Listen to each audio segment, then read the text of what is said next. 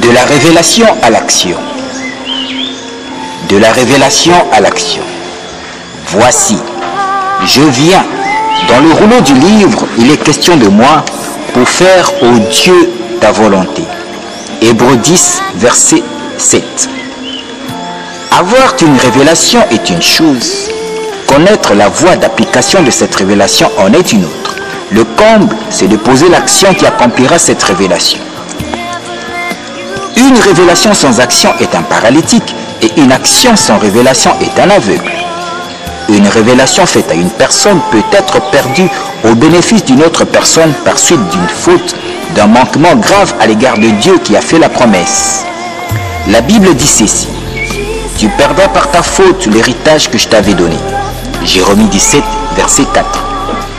Moïse est l'exemple palpable de la personne qui avait perdu sa promesse de faire entrer le peuple d'Israël à la terre promise au profit d'une autre personne, Josué.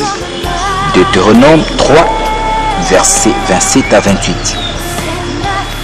Dans une promesse, dans une prophétie que Dieu fait à une personne, il y a la part de Dieu et la part de l'homme. La part de Dieu, c'est de créer le temps et les circonstances favorables, et la part de l'homme, c'est d'être docile, flexible et soumise à sa volonté parfaite et de saisir l'opportunité libérée par Dieu pour agir afin de matérialiser cette prophétie, cette promesse.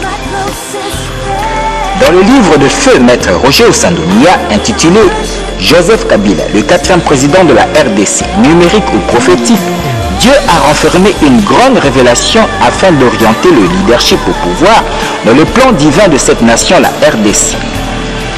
La classe dirigeante du pouvoir passé n'avait eu seulement à exalter et à promouvoir cette révélation, mais n'avait pas pu passer dans la phase de la concrétisation de cette révélation.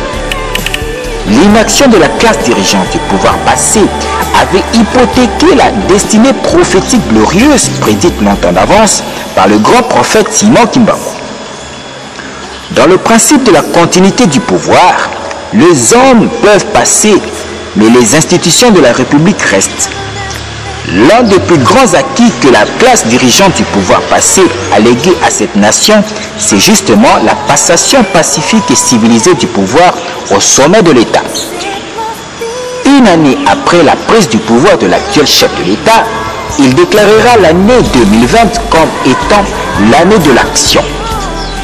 Il est maintenant impératif que les autorités établies au sommet du pouvoir séculier de cette nation puissent racheter le temps pour passer en action conformément à la volonté de Dieu révélée noir sur blanc dans cet ouvrage de feu Maître Roger Osandonia, afin que la nation tout entière puisse connaître effectivement le vrai bonheur, la vraie indépendance telle que spécifiée par le grand prophète Simon Kimbangu.